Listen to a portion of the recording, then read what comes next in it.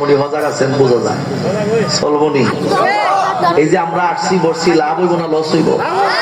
এমনও তো হতে পারে মাহফিলের ওসিলা আমার আপনার আমাদের সবার গুনাহ আল্লাহ মাফ করে দিতে পারে।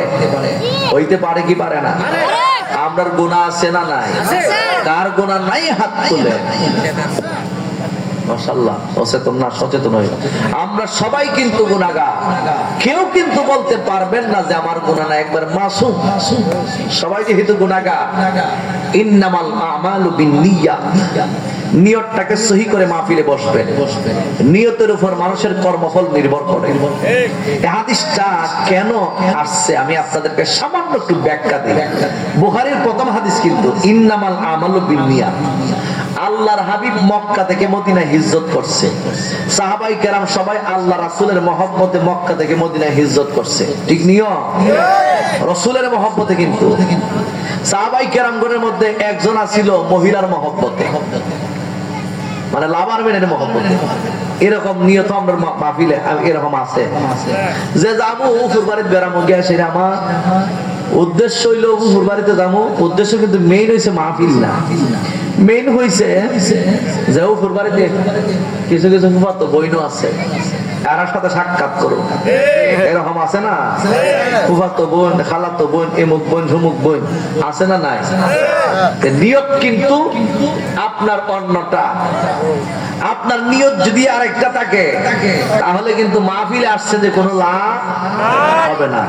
ওই সাহাবী যখন মনের নিয়ত, আল্লাহ রাসূল জানে কি জানে না?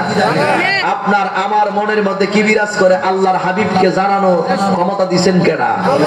জোরে বলুন কে? আল্লাহ যদি আমার নবীকে ক্ষমতা দিয়ে থাকে, আমাদের কি কোনো অসুবিধা আছে? অ্যালার্জি রোগ আছে? নাই। হাজ্জানি হাজ্জায়না সব জায়গা আল্লাহর হাবিব রাহমাতাল লিল আলামিনের শান মানকে বুলন্দ করে দিয়েছে আমার আল্লাহ। আল্লাহর হাবিবের শান যারা কমাইতে চায় এরারে আল্লাহ ধ্বংস করে দেয়। এর বাস্তব প্রমাণ আমরা অতীতে অনেক দেখেছি। কথা বলুন ঠিক না বেটি?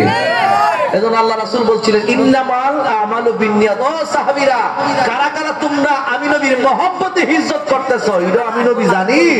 আর কারা কারা তোমরা আরেকজনের মহব্বতে যাইতেছো, এটা আমি নবী জানি। কথা কোন? তাহলে আল্লাহ নবী জানে কি জানে না? আমরা মাহফিলে উদ্দেশ্য থাকতে হবে, আল্লাহ আমার মতন গুনাহগার নীল আকাশের নিচে জমিনের উপর আর কেহ নাই, আমি একটি মাত্র নিয়ত নিয়ে মাহফিলে বসছি, আমার গুনাহগুলো আজকের মাহফিলের উসিলায় মাফ করে দিন। আল্লাহ বলেন বান্দা আমি রহমান, আল্লাহ বলেন বান্দা আমি রহিম। রহমান রহিম নামের উসিলায় আমি তোমার জীবনের সমস্ত গুনাহগুলোকে মাফ করে দিলাম। এর চাইতে বড় সফলতার কোনো কিছুই হইতে পারে না। ঠিক কি না বাবা? গভীর মনোযোগ যুবক ভাইরা, গোপীনাথপুরের মানুষ, এই জন্যই আমার আল্লাহ রাব্বুল আলামিন আপনাকে আমাকে ডাইকা বলতেছেন বান্দা বান্দিরা, আমি পৃথিবীতে দুইটা জাতিকে দুনিয়ার জমিনে সৃষ্টি করছি।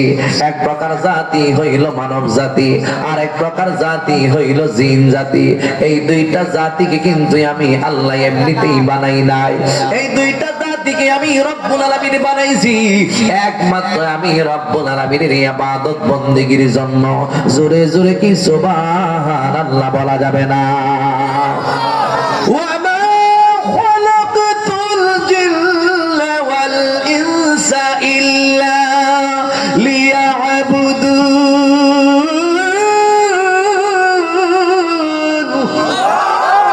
আল্লাহ রাব্বুল আলামিন ডাইকা বলেন আমি আল্লাহ জিন জাতিরে বানাইলাম, আমি আল্লাহ রাব্বুল আলামিন ইনসান জাতিরে বানাইলাম।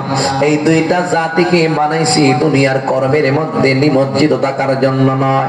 এই দুইটা জাতিকে বানাইছি ইল্লা লিয়াবুদুন, আমি রব্বুল আলামিনের ইবাদত বন্দেগীর মধ্যে মশগুল হওয়ার জন্য। আল্লাহর হাবিব ডাইকা বলে উম্মত বুনিয়াল ইসলাম আলা খামসিল, ইসলামের স্তম্ভ হইল 5টি। এক নাম্বার হইল কালিমা।